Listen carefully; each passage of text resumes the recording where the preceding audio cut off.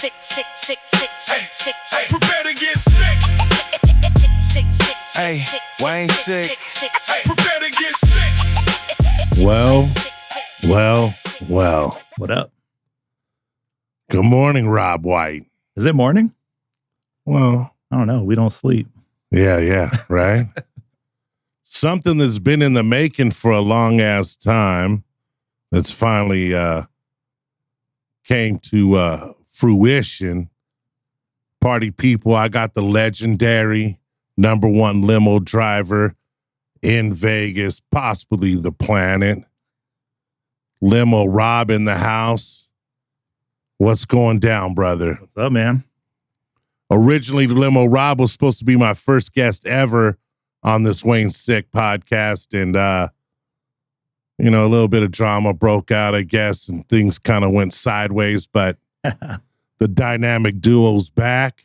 Amen. The Lord works in mysterious ways and has brought us back to the table. And we sitting here ready to eat. Yo, it's been a minute, man. Wow, you sound good on the mic, brother. So, Yeah. let's get into a little background about you, my man.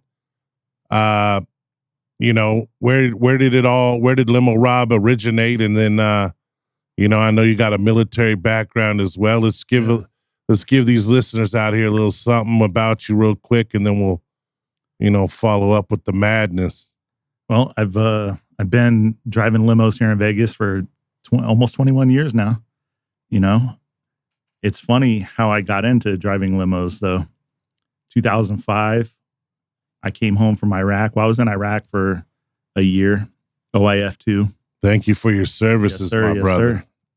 sir. So I was in Iraq for a year, came home and got out of the Army, came back to Vegas, and I was working security at the Hard Rock. That place was crazy back in the Oh, bro. I was just talking about that the other day at the radio or at True's, the Green Room podcast area. There, we were getting into how that center bar at Hard Rock was epic out here in Vegas. crazy. Shout out Green Room podcast and True over there. Yay.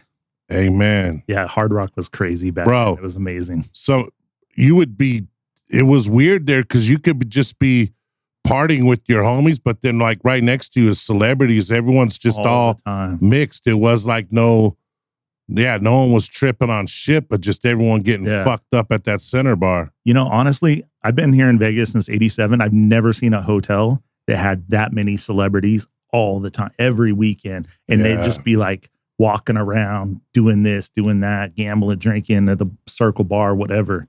Yeah, just like some everyday Joe Schmoes. Yeah. You go to High Limit, the Peacock Lounge, there'd be like Ben Affleck sitting there gambling.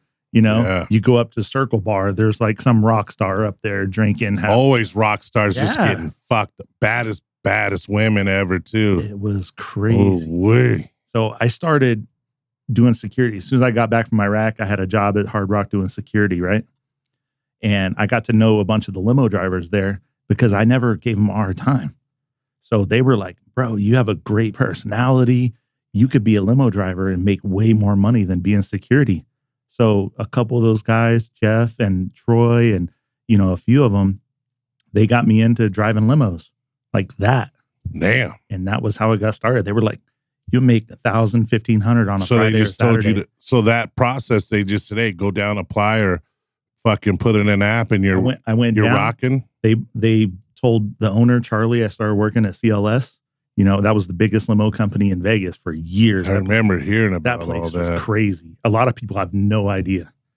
And my first weekend, Friday night, $1,500. Saturday night, $2,000 cash take home. That's after I dropped my money to him. Yeah. It was wild. Damn. It was nothing. I would come home. I was married at the time. I would come home and sit money on the nightstand. And I'd sit there and be like, what did I do? Like, how did I do this? Yeah. I would just put my money there. Next day, wife would go deposit the money and pay bills. It was wild. Damn, bro. Yeah. So how does it work to pay for drivers, limo drivers out here, I guess? It depends on the company. Different companies are different. It's like a split or something or what? Yeah. Or percentages or? It could be like commission, like if a ride's $100, you get 40%, something like that. It just depends on the company. So back then it was just fucking. Now was it just you were just doing everyday normal rides out of the limos, or it was booked up celebrities? You know, it depends, because when I started, because of my background, so I'll go back in the Army in Iraq, I was protective security detail for my colonel and my sergeant major. So anywhere they went in Iraq, me and my team were protecting them. You know, we had an advanced team and we had a protective team. So that's how I got into like driving all the big celebrities over the last 20, 21 years. Yeah. Is I had that experience in combat. Imagine what I could do here in Vegas, you know? So, so the owner, he would put me with all celebrities, you know, stuff like that. And I remember my first big major celebrity was Britney Spears. And I was like nervous, you know, it was like, I'd rather be back in Iraq protecting them. Yeah. But now you're here with Britney Spears, you know, at the time, like the biggest star on the planet. Oops, I did it again. Amen, you know, so it was kind of crazy. But yeah, that's how I started getting, you know, all the celebrities. I was blessed, you know? Yeah. That's damn, bro. Just to go walking right into something smooth like that's pretty huge for sure. I mean, I definitely put in the work, you know. I'm blessed that I made it home from Iraq. Yeah. Because a lot of guys didn't, you know, and rest in peace to those guys. You know, I carried bodies, I plugged bullet holes, and I'm just blessed that I made it back. And, you know, there's not a day that goes by where I don't think about those guys that didn't make it back, you know? Yeah. No, that's deep right there for sure. Yeah. Can't ever take that for granted, man. Mm-hmm. Well, now with these celebrities, what would they be? You always hear the bullshit. Oh, some celebrities are great tippers. Some celebrities suck at tipping, or was it some good and some bads? You know, so for the most part, it's booked by like their company. You know, they have an entertainment company or a record company, whatever they're paying for. They don't pay for it, you know? So the gratuity is already built in. Oh, it just comes already in. Some of them are huge tippers, you know, every single time. Like I mentioned, Ben Affleck, huge tipper. George Clooney, huge. I mean, those guys, the lowest tip you'd ever get is $500 or $1,000. I mean, yeah. I mean, they're just, God rest them, man. They're fucking amazing. Yeah, that's awesome there, man. But some of them, you know, they don't carry cash, so they're not tipping, you know, and we don't care about that. We're getting paid well, you know. They book you most of the time 8 or 12 hours. You're making $1,000, $2,000, you know. Yeah. So you don't care about, you know, that kind of stuff. Yeah, that's just like secondary if they throw some on top. Yeah. And, you know, also I learned from my buddy Troy, the first few months that I was driving, he taught me, you know, how to do everything the right way. He's like, bro, don't get caught up in the who tips you, who doesn't. At the end of the day, at the end of the year, you're still going to make fantastic money. Yeah, you know, some nights you're not going to make money. Yeah. It might be slow. Some nights you're going to make way more money than you deserve. So you just look at it every day, just go into your job. You're going to make money no matter what. Yeah. You know, that's like even in the strip club industry, you got to take the good with the bad. You know what I mean? Some days you're going to be popping off and be like, damn, man, I played bank tonight. And other days it ain't going to be shit. You know what I mean? Oh, yeah, so for sure. I get that for sure. Now, so then you're driving CLS. What's the next move from there? And driving all the stars and celebs. Yeah. So 2005 to 2000, I think 9 or 10 is when I worked for CLS. 2008, 2009, the crash happened. Everyone was losing their houses, losing jobs, you know. So that I always forget that the city went through that shit because I was out in Cali back then. So like, bro, you had fucking punk ass Obama on national TV saying, don't go to Vegas and spend your money, save your money, you know. Shit really? Like that. Yeah, he went on live national TV and said that. That's why we got that shirt right there. Make Vegas money again, man, baby. You know, that's the we need to bring right back here. all that international money out there. You know what I mean? You know, like I said, I've been here since 87. This is my fucking city. I want to bring back Vegas, the old Vegas, you know? Yeah. Like, tip your bartender, tip your waitress, tip your limo driver, your cab driver, you know? You learn shit, you know, you come up, DJ. You come up to a bar, especially a strip club bartender, you throw him $100 right off the bat, bro, that dude's going to be on you all night, anything you want, you know? Yeah, true that. Yeah, that's how you learn about the game in Vegas and how shit works. You know? So same thing with your limo driver. You jump in with a limo, you're going for like a few hours, you tip him fat up front, bro, he's gonna take care of you. Yeah, yeah. That's how you learn the game. That's how I think I met you, right? I forget how the first engagement went. I don't know if it was me and a couple of homies or if it was just me solo dolo. A long time ago.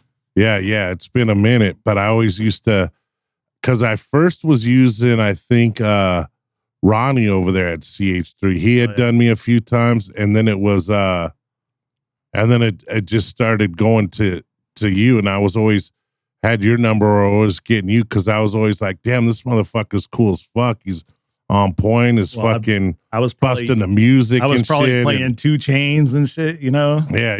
You know, so you always had the banging hip hop shit and like, and then next thing you know, I think you'd be getting off work and then I'd be partying at Rhino already or something, and I think that's how we ended up meeting up or connecting. We ran into each other at the bar over there, and then I think things just started popping off from there. I don't remember exactly, but I think one night I was bringing you to Crazy Horse because I worked at Crazy Horse for 10 years. Excuse me. Yeah, shout out Crazy Horse 3. Yeah. So I worked at Crazy Horse for 10 years also. I think it was like one night I brought you there, and, you know, I like going to Rhino because I didn't like to party at Crazy Horse, even though I could. Yeah. So I think one night I was just like, hey, I'm going to hit up Rhino after work or whatever, you know, so if you want to swing through. Yeah. I think it was something like that. Yeah, it was something weird, but we ended up just hitting it off from there and fucking were raging all the time from there, man. Oh, yeah, good times. Hitting all the different clubs. You know what I mean? But we always partied at Rhino a lot of the times. Much love to Rhino out there, you know what I mean? Sure. Fucking Rhino's the crew, man. Yeah. They always show us love. Yeah. You know? Dope bartenders, you know, dope waitresses. I don't want to get into anything else because I love partying there, but you understand. Bro, they got great bar backs too. You know, they always bar backs, take care of us. Like, you know, so yeah. Definitely. Rhino's top 5 in the world. Oh yeah. You know? So can't beat that. Yeah, for sure. What was your experience like working at Crazy Horse 3? That was great. That's a long time. How long? 10 years? 10 years, yeah. That's a good stretch, bro. 2010 to 2020. Shit. Yeah. It was good. You know, like, I think after like the first year, I started, you know, I was driving the owner a lot. And, you know, they knew they were asking me to work there before I even worked there, you know, because I was at Rhino before that for a year. And so when I started working at Crazy Horse, like I would drive all the owner and the manager's guests, you know, so any like high-end clientele, I would drive them, you know, and then they started, I think they kind of like invented or created like all these guests and features, but I don't mean like dancer features. I mean like guests, like reality stars and stuff like that. They would have feature nights where these reality stars or porn stars, you know, they wouldn't dance. They would just be there as celebrity guests. Partying and shit. Yeah. Which, bro, that's dope. I mean, a lot more clubs should realistically be doing that because of you can get all those influencers or you get all these little celebs and their followers are now checking out your spot or be like, oh, damn, you know, so like what, there would be that Tucci Cash over there sometimes, and then next thing you know, I want to go party where she partied. Or and they put up that CH3 the red carpet right out front, you know, and they hired Lindsay from Brand Bomb. So Lindsay was bringing in all these like features, reality stars, hip hop, R&B guests, you know, stuff like that. So, bro, CH3 definitely. Shout out Lindsay Feldman, man. Yeah, she did a lot for that club. Was epic. That was one of the first clubs I think that I had never partied there. I was always going to Rhino when I was a Cali resident, and then always coming out here. I always just seemed to party at Rhino. Yeah.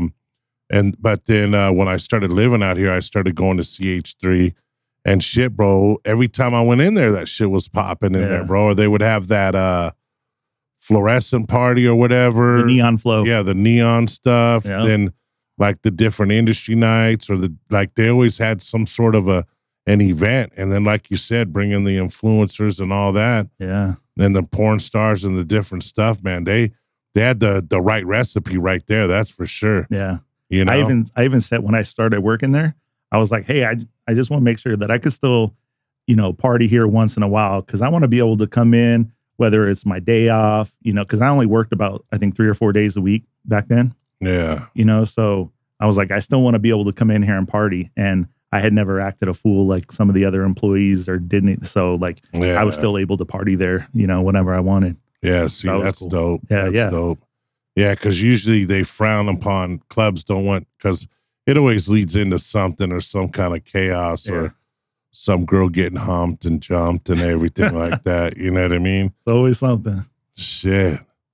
So you're driving for CH3, but prior to that, real quick, just because we were on Rhino, you did rock Rhino after CLS, right? Yeah, for like a year. Okay. Yeah. And what was the experience like over there? I'll always love Rhino, but I did not like working there. Yeah, see,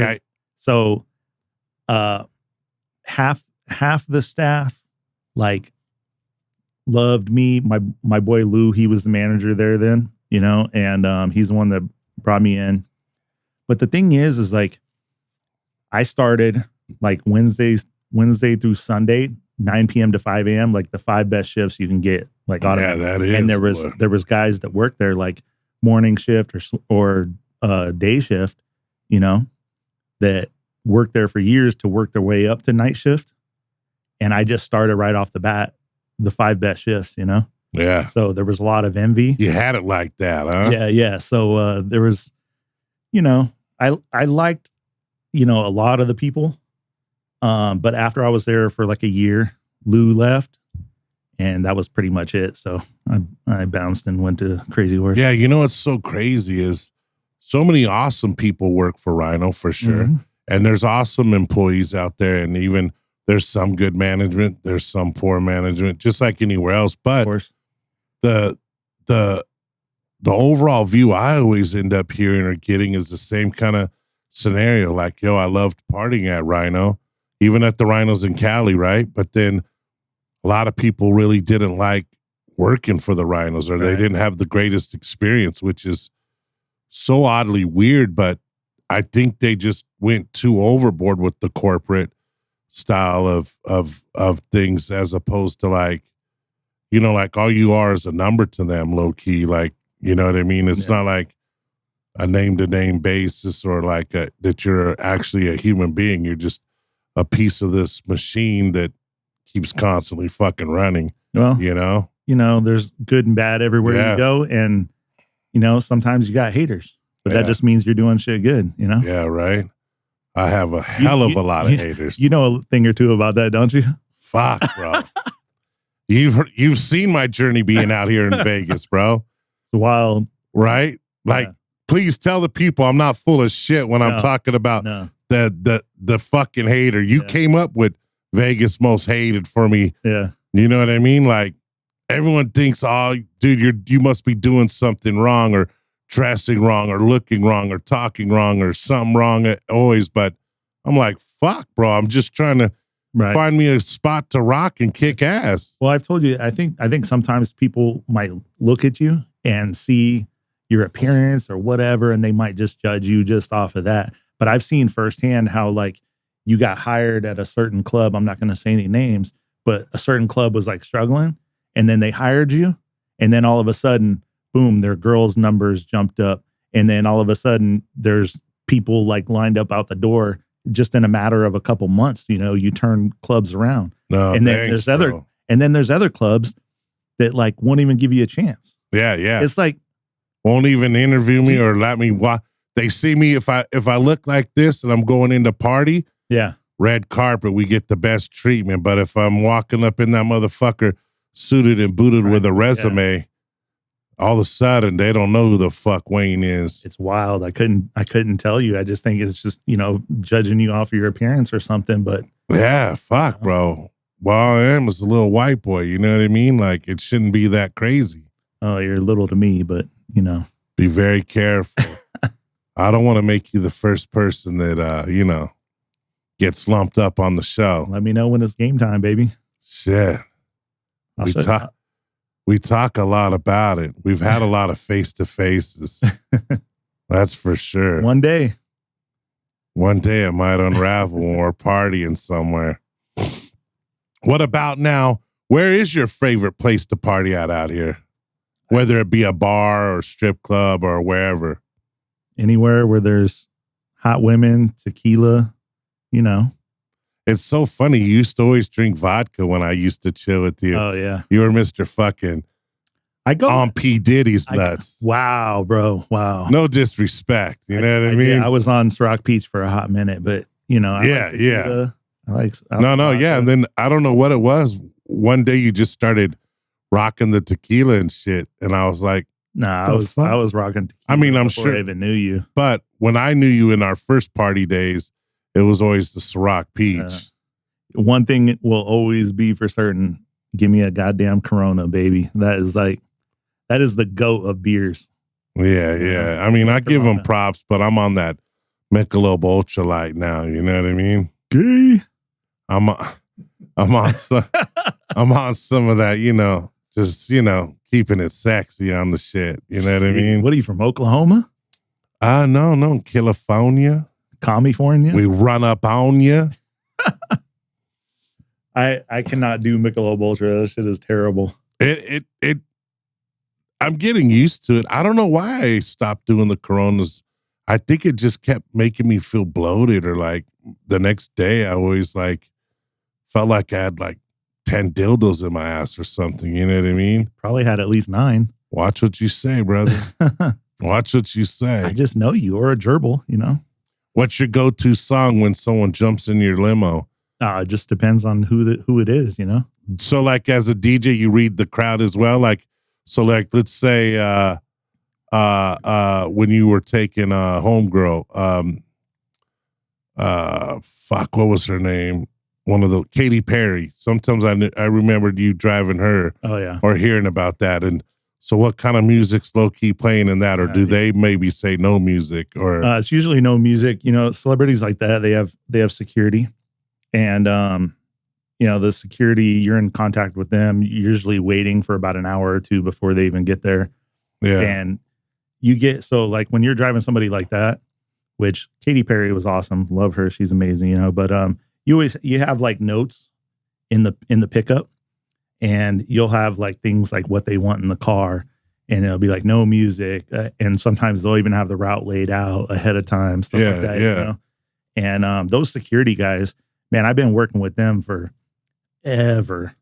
I'll see a guy, like Steve, for instance. I'll see a guy, Steve, and dude, I haven't seen him in 5 years because he's with a certain other artist or whatever, but I've known all those guys for a long time. Are those guys usually pretty cool, or they kind of like dickheads? No, it's usually ex-military guys, so we get along really well. Oh yeah, see, that goes hand in hand. Yeah. So I already know what time it is. It's too easy. Yeah, bro. Yeah. So what about, do the major or most celebrities, they're probably, you're not going to rock any music for them, low key? No, usually not. But they just want peace and quiet and shit. So Katy Perry, she works a lot. So she always she usually has her manager or her assistant in the car and doing a million things, What about when you were driving Diddy around? I mean, or J-Lo. Oh man. Right? I know a few out there, homie. Why are you trying? So J-Lo was never my client. It was Ben Affleck. And I drove Ben for 2 years. Ben is amazing. Does he listen to music, or it's quiet? No, not really. He's usually got some friends with him, or they're just chopping it up. Or whatever. That was Ben was 2007, 2006, 2007, maybe something like that. But he was always super awesome, very cool. Tips huge. He came up from nothing. So a lot of these guys that came up from nothing, when you're making millions of dollars, they give back. They care about people, So That's dope, bro. I love That's that. dope. Yeah, for sure. We got to make sure we do that shit when we're making our millions. Amen. You know what I'm saying? Got to, man. I always say, if you make it up here and you don't turn around and help the people behind you, you ain't shit. Yeah, true that, bro. Yeah. I know I put a lot of strippers through fucking schools or bottom cars. You paid a lot of Mercedes payments? Yeah, you know what I mean? Guaranteed. Yeah. Shit. I have too, unfortunately, but it's always a good time, Yeah, hell yeah, man. It's all recycled, you know what I mean? I always used to look at it like, damn, and whatever I threw out, I'd end up making the next night back. Yeah, for sure. Working or whatever, So. Yeah. I would after I got divorced and whatever, I'd go to work, make $1,000, $1,500 that night. I'd be like, well, I'm going to spend $600-$700 tonight when I get off, Yeah. Fuck it. Who cares? Treat yourself. Make another $1,500 tomorrow. Yeah. Right. I know, dude. Now, man, to live in Vegas, I wish I was DJing back in those days in Vegas. Yeah. Like how you're talking about how the money was, or with you at Rhino, even, or you at CH3 for those. I came out here probably like 10, 15 years too late, I bet. You know what I mean? Low key. When did you first get here? I got out here in like 2016. Is that when you first started like partying out here? No, partying wise, fuck. Well, I'm 53, so shit, I was probably raging like, what, fucking 30 years ago or so, you know what I mean? But whenever I came out here to party, I was always hitting whatever lounge bars at these different casinos, and then it was always going to Rhino, you know what I mean? Yeah. I barely frequented any other clubs. So 2016 you moved down here? Yeah. And I started with Deja Vu out here, actually. Oh, man. Yeah. Which is a weird. I had the homie. They were fully nude back then. Bruce still, Reinhardt. No. So it was topless. Oh, it was already topless? Yeah. Oh, okay. I remember Bruce. So yeah. White Bruce, Panda. Mountain. Yeah. White Panda. All that kind of crew over there. Yeah. R.I.P. Mountain. Yeah, R.I.P. Mountain for sure. Seemed like a cool cat. You know what I mean? Yeah. I was only there for a little bit, and then I shifted to. They had some drama popping off over there, and then I just went, and because of my hater shit out here, I had to go work for Hakkasan Group for a while. Yeah, you know what I mean? Yeah. Crazy, bro. Yeah, for sure. Mountain. So back in the day, he was the celebrity booth guy. So like the big, like anybody coming in and spending real big money at Rhino, they had the celebrity booths with the curtains, and it's like right on the main floor, but they got the curtains. You go in there, you get left alone. Shit, bro. Yeah. Really? Yeah. So do you think some dirty things could happen during that? No, nothing like that. No. They just privacy. Didn't you hear Chris Rock? There's no sex in the champagne room. Fuck. That is true, huh? That must have been. If you believe that, that must have been a sick ass position to hold right there, bro. He probably was making some bank, huh? Well, it's all tip pool, Oh, everyone's all together, anyways. Everyone drops. When I was at Rhino, talk about that. Talk about the tip pool. Like, how does it? Because would you guys get it? Because I've been in tip pools where we got it nightly, but I hear out here there's some tip pools you don't get until the end of the week or something's weekly. That's crazy. That's because I think CH3 does that on once a week or something. You get the tip pool, and then I think even I don't know. Which way does Rhino do at it? Crazy Horse, I was a driver. At Rhino, I was driver and host. So at Rhino, if there was no rides, I'm inside the club. I'd be working like half hour or front door, VIP, whatever. Usually I'd break someone. I'd like go to half hour and break them for so they can go get a lunch or whatever, stuff like that. But at Rhino, the drivers and the hosts are all, or at least when I was there, everyone's all in the same tip pool. Not DJs, but drivers and hosts were all in the same tip pool. Really? Yeah. And then what? Management had their own pool? Yeah. So I don't know about managers. I'm not going to speak on them. But, end of the night, there's two guys. They take a bucket and they go around to everyone. They collect all the money. And then 5:30, we're in the break room, pour it all out, split it all up. You know, they take how many hosts we got? We got 30 hosts, 35 hosts and drivers. And then it's like how many hours each one worked. As long as you worked a full 8-hour shift, you get a full cut, you know? So that's how that works. Yeah, there would be a lot of guys working on each night or on these different shifts, huh? Yeah. Oh, yeah. For sure, man. Damn, I didn't know the host and the drivers were in the same pool over there at Rhino. Yeah, Rhino, yeah. But I know at CH3 though, you were just you guys got to just keep your own stuff, right? Yeah, so the drivers were in our own, whatever I make that night is mine. Yeah, yeah. And there was a couple times where some of the hosts might have tried to like get the drivers on the host tip pool because they thought we made more, you know, and I made money. I got a lot of clients, you know. Yeah. There's a lot of Friday and Saturdays where they're trying to send me rides and I'm like, I can't do it. I'm booked up the whole, like I got people blowing me up every 10 minutes for pickups, you know? Yeah. And that's one thing about being a limo driver is like, if you're a bartender, you could have 30 friends come in or 30 clients come in and all see you and you could take care of them all. I can only pick up one client at a time, you know? Yeah, yeah. So it's like, I'll be there in 30 minutes, you know? So. Now that when you do that, does it go off of how long you might have known somebody or how much the money's going to be from somebody, or is money it talks, bro. Yeah, right. You know, if I got somebody that, you know, I know is a huge tipper, who do you think I'm going to go get That's first? the first priority then. Yeah. No, it makes sense to me, man. Same with dancers. Like if there's big money on stage and I know I got a good ass tipper rocking with me, I'm going to make sure I get her ass up there to get that money. You know what I mean? For sure. Or even if there's some ballers I know, I'm going to throw them, you know, throw her them way for some of that VIP action. Absolutely. You know? So, I mean, yeah. You'd be stupid not to. Money talks, bullshit walks. Yes, sir. Fuck, bro. Yeah. So at Crazy Horse, man. So I had, you know, there was Friday and Saturday nights where like I'm either picking up the owner or I'm picking up the owner's guests or, you know, big clients or whatever.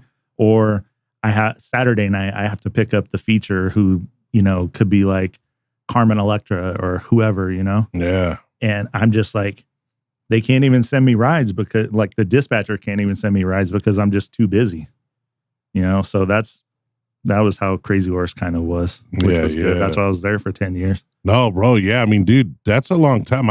I think the most I ever been at a club had to have been maybe like 4 or 5 years or something, man. Mm-hmm. You know, maybe 5 tops. So yeah, that 10-year stretch is a long time. Yeah. You know, I know some other people, man, they've been at clubs like, 15, 20 years, 30 years. It just depends, you know, which is kind of, I guess it could be good, but it's also kind of crazy at the same, you know, like, I mean, I guess if the money's good, what's the matter, you know? But, you know, that's, well, all joking aside, like, you know, a lot of times it was great money, but as long as like, you know, as long as I'm consistently making 200, 300, 400, 500 in a night, I don't care. Like, I don't trip over now there's some days where I go home, especially like when I'm driving limos for a company versus a strip club. Working at a strip club, I'm going to make something that night. You know what I mean? At a strip club, you're getting hourly plus your tips. Yeah. At a limo company, there's days where I come in and I'm out of pocket like $100. So which do you prefer, working for a strip club company or working for a limo company? Well, in its prime, like I said, what I was making was like crazy. Yeah, it was the like, CLS, you mean? Yeah, CLS. I mean, that was stupid. There were fight nights Friday, Saturday night, MGM, no cabs, no limos. You're sitting at the light. As soon as you pull up, there's like 200 people standing out there waiting for a ride. And they're like bargaining over you. I'll give you 500. I'll give you 700.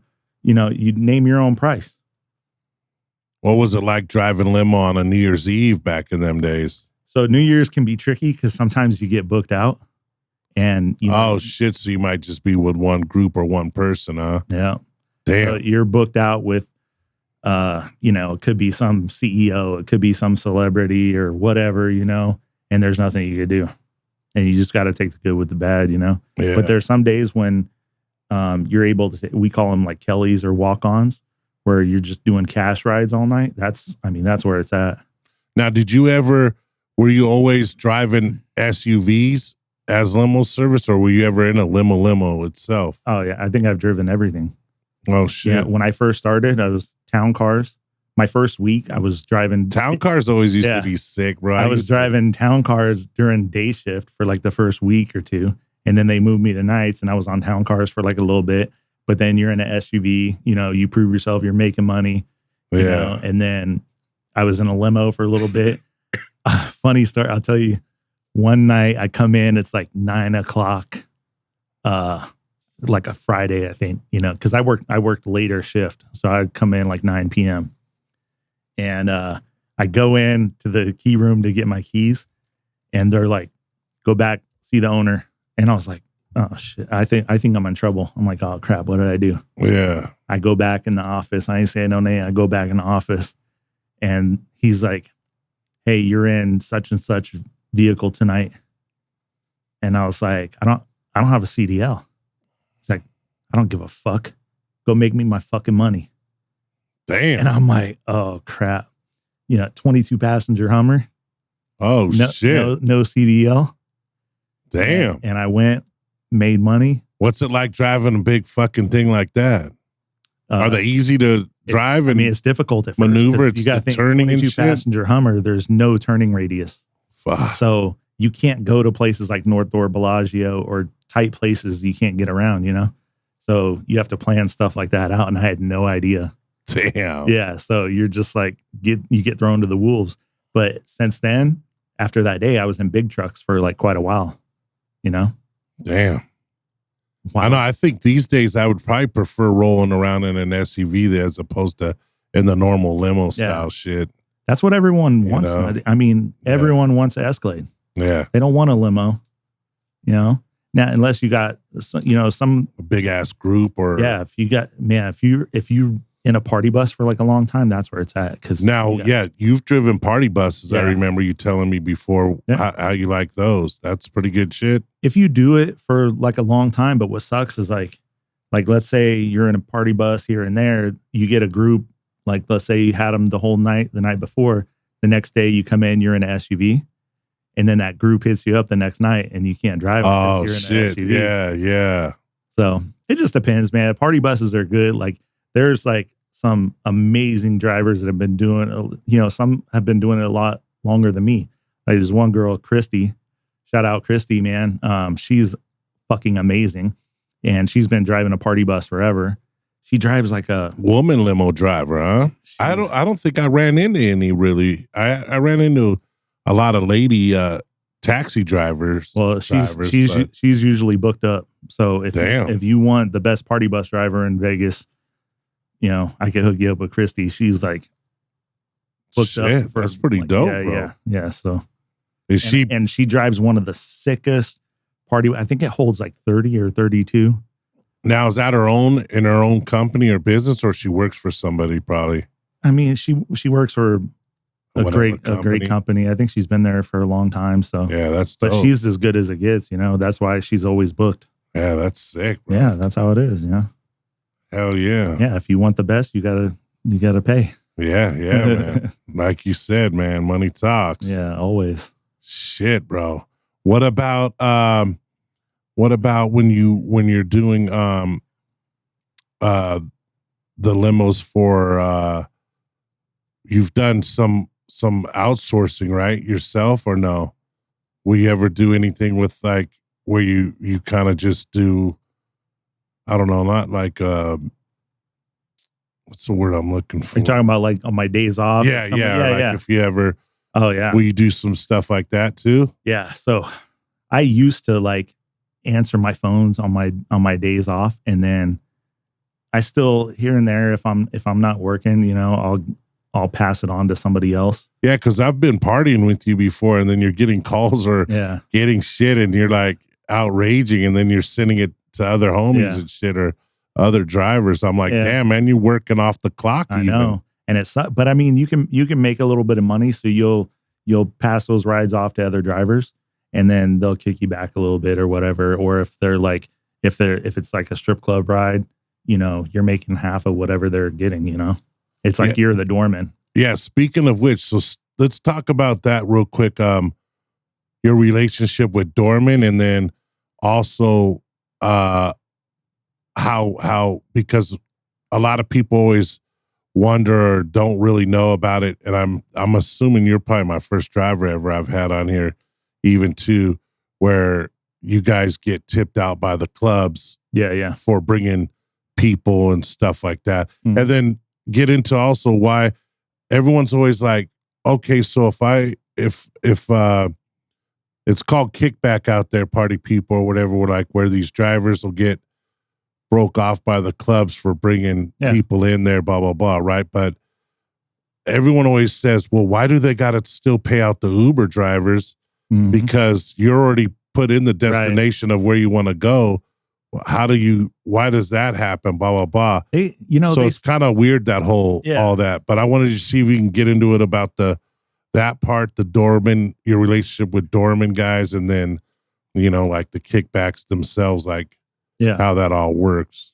Yeah, the doorman, man. So depending on what hotel you're at, it could be MGM, Caesars, Wynn, Venetian, whatever, you know. There's a lot of different doors. It starts if you're just sitting over here waiting for a ride, you haven't had a ride in 2-3 hours. A doorman could have like 4 or 5 guys going to a strip club, and he puts them in your car.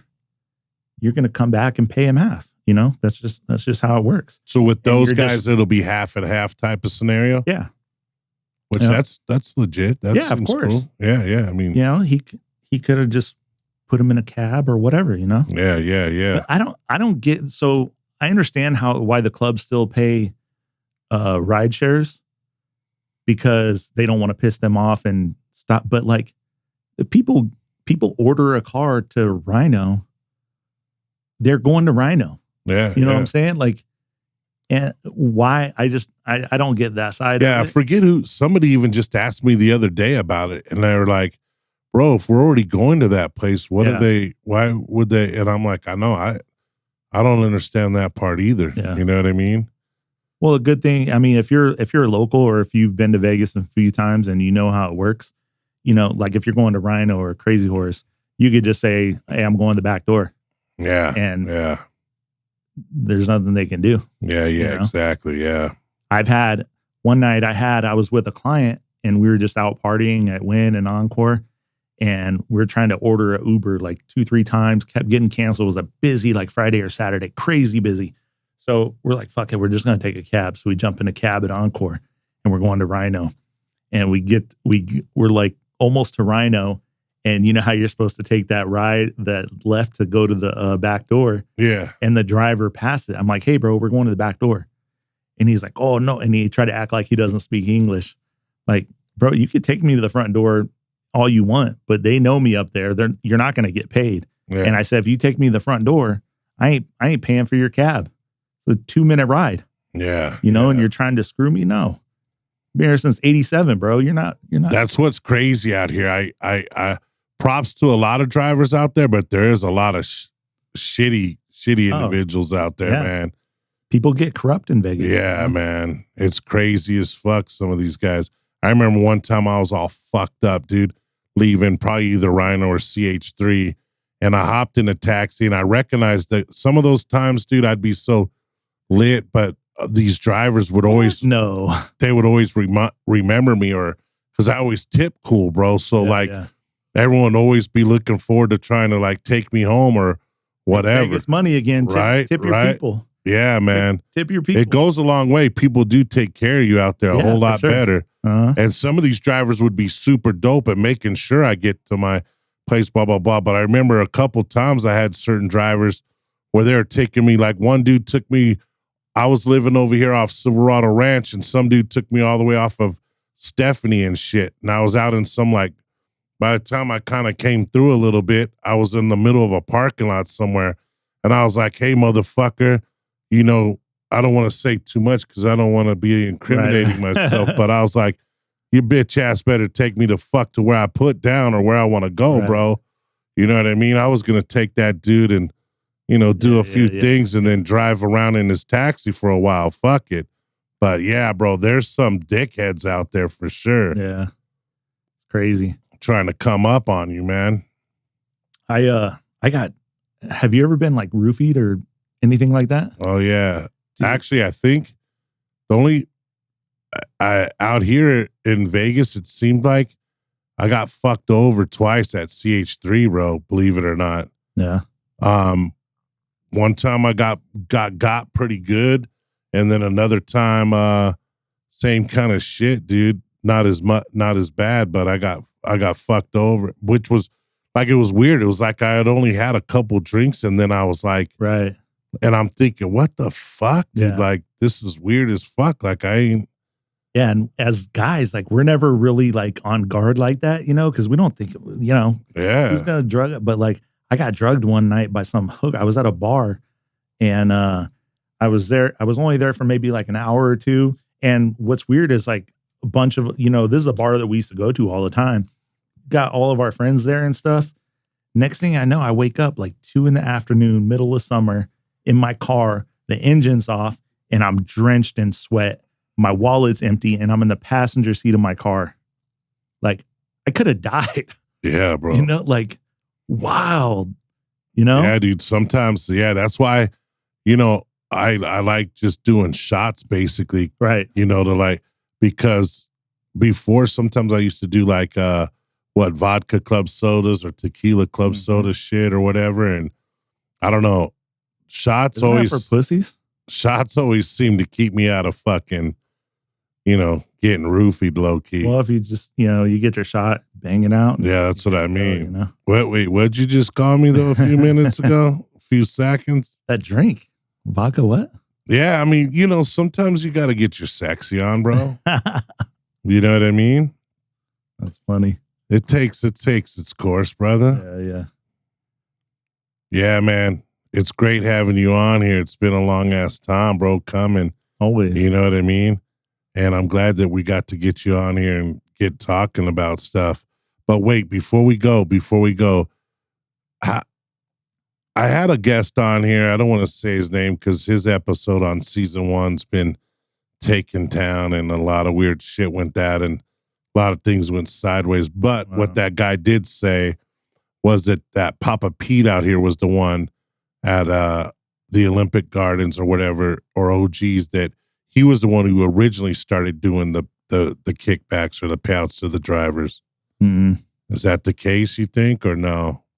There's different stories. I've heard it was like restaurants.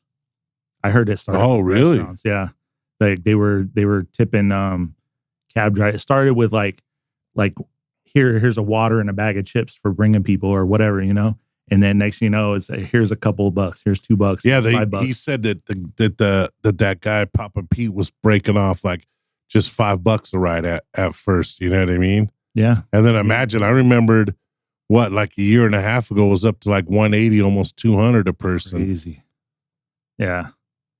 And there's another thing that no one really talks about is like, you can do, like, if you got high rollers in your car, you can do, hey guys, it's a crazy Saturday night. We got Raiders, we got, big concerts, events, whatever, you're like, hey, you guys want to go to Rhino? It's a 5K minimum. And then you can get paid off of that too. So they have to spend 5K at Rhino or Crazy Horse or wherever, and you get part of that. Damn, bro. So there's a lot of angles as a driver. You guys get broke off. That's only limo drivers. No taxi, ride share. So like, yeah. And you have to be set up. You can't just be Joe Schmo limo driver. Yeah. You have to be around for a long time, have clientele, and connected with the clubs. And like, you could still get that right now yourself. Huh? Oh yeah. Yeah. Because I know you got some big dogs that are always coming into town. Yeah, you have to have a very big clientele list and be connected. They know who you are for many years. So, but yeah, that's a thing too. Yeah, bro. Shit, you're paying your dues and getting broke off. You got to make money when you sleep, bro. Yeah, bro. Yeah, you definitely are doing it smart, man. For sure, right there. Yeah. Hell yeah. I mean, that's paid off, bro. Like, that's been a good industry for you to be in right there. Yeah, for sure. I've loved driving limos. Have you ever thought about owning your own limo company? I've had a couple opportunities. I had a client back maybe like 8-10 years ago that wanted to buy a limo company, but it just wasn't the right time. I think it was around when Uber and rideshare was like first starting, and it was a really good opportunity.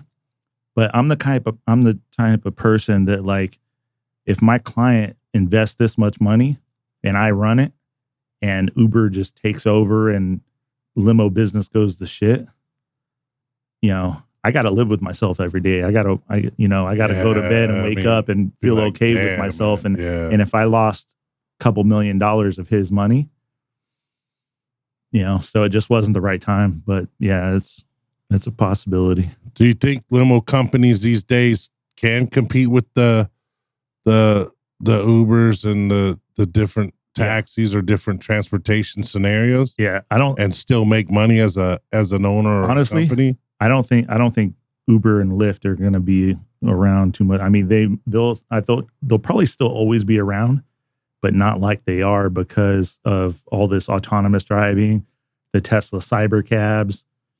Pretty soon you're going to be able to buy your own Teslas and just put them on the road on like Uber or whatever, and the car will be able to do rideshare rides all by itself and no driver, and you just collect money. Holy shit, really? Who's saying that? Oh, it's happening. It's already in the works. These Tesla Cybercabs, they don't have steering wheels. They don't have gas pedals. It's just a 2-passenger car. You can buy one for $25,000 pretty soon.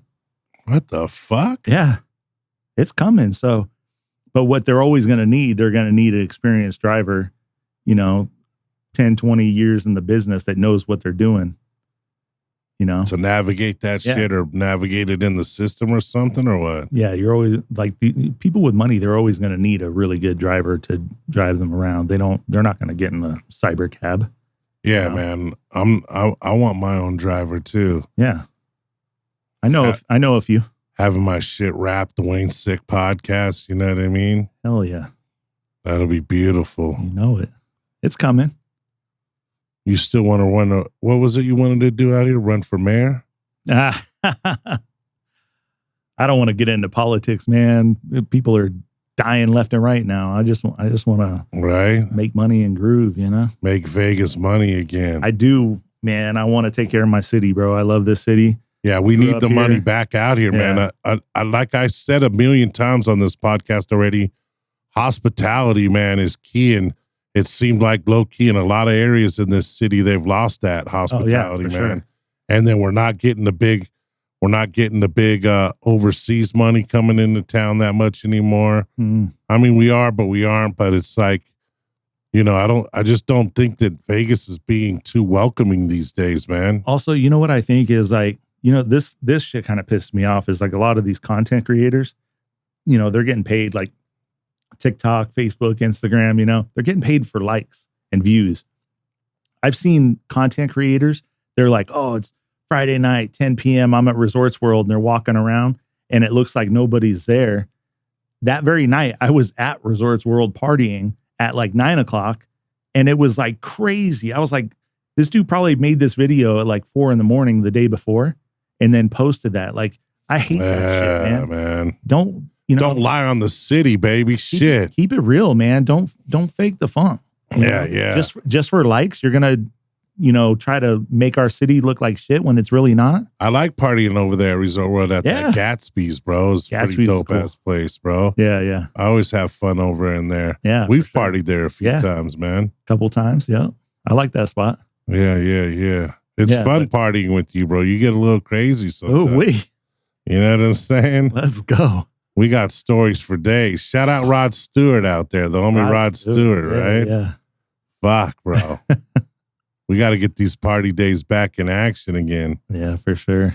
Well, brother, much love. Let everybody know where they can find you. I know you got big things coming, so break it out if you want. If not, don't tell them yet. I know I didn't want to give away too much today on anything, but Like, I know you got you got big things popping and in the works, but let them know where they can find you and where they can follow you and all your info if you want, my man. Yeah, for sure. You got the Make Vegas Money again. You know, you get the shirt, hat, hoodie, all that stuff. Nice. I do got my podcast coming.